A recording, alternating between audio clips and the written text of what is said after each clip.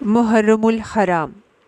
محرم کے لغوی معنی ہیں ممنوع، مقدس، حرام کیا گیا، عظمت والا اور لائق احترام۔ یہ ان 4 مہینوں میں سے ہے جن کے بارے میں اللہ تعالیٰ نے قرآن میں ارشاد فرمایا، سورۃ توبہ آیت نمبر 36 میں، ان عدۃ الشہور عند اللہ اثنا عشر شہرا فی کتاب اللہ یوم خلق السماوات والارض منہا اربعۃ حرم۔ بے شک مہینوں کی تعداد اللہ کے نزدیک جس دن سے اس نے آسمانوں اور زمین کو پیدا کیا، اللہ کی کتاب میں 12 مہینے ہیں، ان میں سے 4 مہینے حرمت والے ہیں۔ یہ 4 مہینے ذی القعدہ، ذی الحج، محرم اور رجب ہیں، جو اسلام سے قبل بھی حرمت والے تھے۔ اہل مکہ پہلے 3 مہینوں میں حج اور چوتھے میں عمرہ کرتے، اس لیے ان مہینوں میں جنگ و جدل بند تھی اور امن کی ضمانت ہوتی تھی۔ محرم سال نو، یعنی اس سے سال کا آغاز ہوتا ہے۔ محرم ہجری کیلنڈر کا وہ مہینہ ہے جس سے اسلامی سال کا آغاز ہوتا ہے۔ سن 17 ہجری میں حضرت ابو موسیٰ اشعری کے توجہ دلانے پر حضرت عمر رضی اللہ تعالیٰ عنہ نے صحابہ کرام سے مشورہ کیا اور حضرت علی رضی اللہ تعالیٰ عنہ کے مشورہ سے رسول اللہ صلی اللہ علیہ وآلہ وسلم کے واقعی ہجرت کو اسلامی سن کی ابتدا قرار دیا، اور چونکہ مدینہ منورہ کی طرف ہجرت کا آغاز ماہ ذی الحج کے آخر میں ہوا تھا اور اس کے بعد جو چاند نکلا وہ محرم کا تھا، اس لیے حضرت عثمان رضی اللہ تعالیٰ عنہ کے مشورے سے محرم کو اسلامی سال کا پہلا مہینہ قرار دیا گیا۔ محرم کے مہینے کے اہم تاریخی واقعات کیا ہیں؟ ماہ محرم کو بعض تاریخی واقعات کے پیش نظر ایک خاص اہمیت حاصل ہے۔ اسی مہینے میں صحیح مسلم کی روایت ہے کہ فرعون غرق ہوا اور حضرت موسیٰ علیہ السلام اور ان کی قوم کو فرعون کی غلامی سے نجات ملی۔ عام الفیل کا مشہور واقعہ اسی مہینہ میں پیش آیا، جس میں ابرہہ ہاتھیوں کے لشکر کے ساتھ جو تھا وہ خانہ کعبہ کو تباہ کرنے کے لیے آیا تھا۔ حضرت عمر رضی اللہ تعالیٰ عنہ قاتلانہ حملے کے بعد زخموں کی تاب نہ لاتے ہوئے یکم محرم سن 23 ہجری کو شہید ہوئے۔ حضرت حسین رضی اللہ تعالیٰ عنہ اپنے خاندان کے بہت سے افراد کے ہمراہ 10 محرم کو سن 61 ہجری کو میدان کربلا میں شہید ہوئے۔ یہ کچھ اہم واقعات تھے اسی محرم کے مہینے کے حوالے سے، لیکن یہ بات آپ کو ذہن میں رہے کہ محرم جو ہے مقدس مہینہ اور احترام والا مہینہ شروع سے چلا آ رہا ہے، ٹھیک ہے۔ پھر محرم اور اس کا روزہ۔ محرم کے روزے کی اہمیت بیان کرتے ہوئے آپ صلی اللہ علیہ وآلہ وسلم نے فرمایا، صحیح مسلم کی روایت ہے، رمضان کے بعد افضل ترین روزہ اللہ تعالیٰ کے مہینے محرم کا ہے۔ عاشوراء کا روزہ۔ محرم کی 10ویں تاریخ کو عاشوراء کہا جاتا ہے۔ یہ دن اللہ تعالیٰ کی خصوصی رحمت اور برکت کا حامل ہے۔ حضرت عائشہ رضی اللہ تعالیٰ عنہ سے روایت ہے کہ ایام جاہلیت میں قریش جو تھے عاشوراء کے دن کا روزہ رکھتے تھے، اور رسول اللہ صلی اللہ علیہ وآلہ وسلم بھی۔ پھر ہجرت مدینہ کے بعد بھی آپ صلی اللہ علیہ وآلہ وسلم نے یہ روزہ رکھا اور صحابہ کرام کو بھی اس کا رکھنے کا حکم دیا۔ جب ماہ رمضان کے روزے فرض ہوئے تو آپ نے فرمایا، جو چاہے اب اس کا روزہ رکھے اور جو چاہے چھوڑ دے۔ یہ صحیح مسلم کی روایت ہے۔ حضرت ابو قتادہ رضی اللہ تعالیٰ عنہ کہتے ہیں کہ رسول اللہ صلی اللہ علیہ وآلہ وسلم نے فرمایا، میں سمجھتا ہوں کہ اللہ تعالیٰ عاشوراء کے دن کے روزے کے بدلے گزشتہ 1 سال کے گناہ معاف کر دے۔ ابو قتادہ رضی اللہ تعالیٰ عنہ سے ہی روایت ہے، عاشوراء کے دن کے روزے کے بارے میں پوچھا گیا تو آپ صلی اللہ علیہ وآلہ وسلم نے فرمایا، یہ پچھلے 1 سال کے گناہوں کا کفارہ ہے۔ یہ مسلم کی روایت ہے۔ حضرت عبداللہ بن عباس رضی اللہ تعالیٰ عنہ سے روایت ہے، جب نبی صلی اللہ علیہ وآلہ وسلم مدینہ تشریف لائے تو یہود کو یوم عاشوراء کا روزہ رکھتے ہوئے دیکھا تو آپ صلی اللہ علیہ وآلہ وسلم نے پوچھا، تم اس دن کیوں روزہ رکھتے ہو؟ انہوں نے جواب دیا، یہ عظمت والا دن ہے، اس دن اللہ تعالیٰ نے حضرت موسیٰ علیہ السلام اور ان کی قوم کو نجات دی تھی فرعون سے اور اس کو غرق کر دیا تھا، تو حضرت موسیٰ علیہ السلام نے بطور شکر اس دن کا روزہ رکھا، تو اس لیے ہم بھی یہ روزہ رکھتے ہیں۔ تو آپ صلی اللہ علیہ وآلہ وسلم نے فرمایا، موسیٰ علیہ السلام سے تمہاری نسبت ہم زیادہ قریب ہیں، اس لیے نبی صلی اللہ علیہ وآلہ وسلم نے خود بھی روزہ رکھا اور صحابہ کرام کو بھی اس کا حکم دیا۔ یہ بھی صحیح مسلم کی روایت ہے۔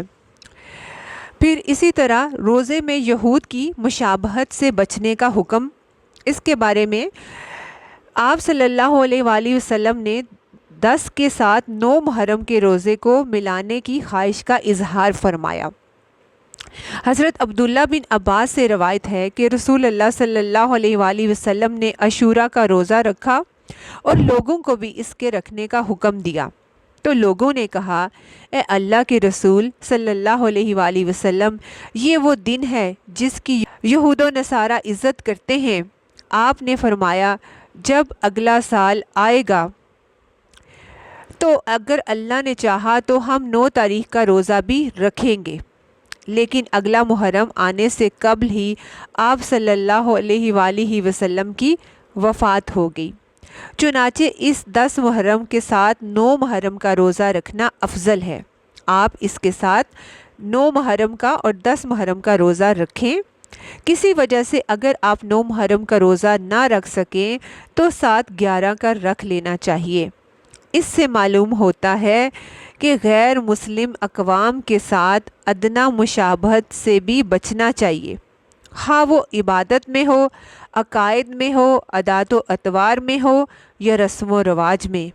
حضرت عبداللہ بن عمر سے روایت ہے، نبی صلی اللہ علیہ وآلہ وسلم نے فرمایا، جس نے کسی قوم کی مشابہت اختیار کی وہ انہی میں سے ہے۔ یہ ابن داؤد کی روایت ہے۔ محرم کی حرمت کا خیال کیسے رکھیں؟ قرآن مجید میں اللہ تعالیٰ نے جہاں حرمت والے مہینوں کا ذکر فرمایا ہے وہاں ساتھ سورۃ توبہ آیت نمبر 36 میں فرمایا، پس ان مہینوں میں اپنے اوپر ظلم نہ کرو، یعنی کوئی ایسا کام نہ کرو جو اللہ تعالیٰ کی ناراضگی اور اس کی نافرمانی کا ہو یا گناہ، بدعات اور منکرات میں سے ہو، کیونکہ اس مہینے میں لوگ بہت ساری جو ہیں بدعات اور بلکہ شرک والے بھی معاملات کرتے ہیں، تو ان سے ہمیں بچنا چاہیے، کیونکہ جو صحیح چیز دین میں نہیں ہے آپ اس کو کریں گے اگر تو وہ اس کا پھر فائدہ نہیں۔ محرم حرمت والے مہینوں میں سے ایک مہینہ ہے، چنانچہ ضروری ہے کہ ہم اس کی حرمت کا خیال رکھیں، لحاظ رکھیں، اور اس مہینے میں ہر ایسا کام کرنے سے بچیں جو کسی طرح سے بھی اس کی حرمت کو پامال کرتا ہو۔ ہر قسم کے جھگڑے، فساد، فتنے سے اپنے آپ کو دور رکھیں، اپنے بھائیوں کی جان، مال اور عزت کا خیال رکھیں۔ حضرت ابن عباس سے روایت ہے کہ رسول اللہ صلی اللہ علیہ وآلہ وسلم نے حجۃ الوداع کے موقع پر فرمایا، تمہارا خون، تمہارا مال اور تمہاری عزت ایک دوسرے پر اسی طرح حرام ہے جس طرح تمہارے لیے آج کے دن کی، اس شہر کی اور اس مہینے کی حرمت ہے۔ یہ صحیح بخاری کی روایت ہے۔ کیا آپ صلی اللہ علیہ وآلہ وسلم کا یہ پیغام ہمارے لیے کافی نہیں؟ زبان اور عمل دونوں سے ہر ایسے کام سے ہم بچیں جو دوسرے کی اذیت اور تکلیف کا باعث بنے، جس سے کسی کی دل آزاری ہو۔ صحابہ کرام رضی اللہ تعالیٰ عنہ جیسی بے مثال شخصیات کے لیے کوئی نازیبا کلمات ادا نہ کریں جن سے ان کی بے ادبی اور توہین ہو۔ کوئی رنجش اور ناچاکی ہو بھی تو وہ ختم کر دیں اور صلح اور امن کا پیغام قول و عمل کے ذریعے عام کریں۔ یاد رکھیں، وقت اللہ کی وہ بیش بہا نعمت ہے جو اپنے مخصوص انداز اور مقررہ رفتار کے ساتھ آہستہ آہستہ گزرتا چلا جا رہا ہے۔ ہر آنے والا سال گزشتہ سال کو ماضی بنا دیتا ہے۔ سال تو اللہ کے حکم کے مطابق آتے اور گزرتے رہیں گے، مگر اس وقت کو انسان نے کس طرح اور کن حالات میں گزارا وہ باقی رہ جائے گا۔ چنانچہ آنے والا محرم اور یہ جو شروع ہوا ہے ہمیں پیغام دے رہا ہے کہ اپنی زندگی کو مفید اور بامقصد اور صحیح کاموں میں استعمال کیا جائے اور اچھے اعمال کے ذریعے ان گھڑیوں کو اپنے حق میں حجت بنایا جائے تاکہ کل آنے والے وقت میں کامیابی نصیب ہو اور انسان مایوسی اور محرومی سے بچ سکے۔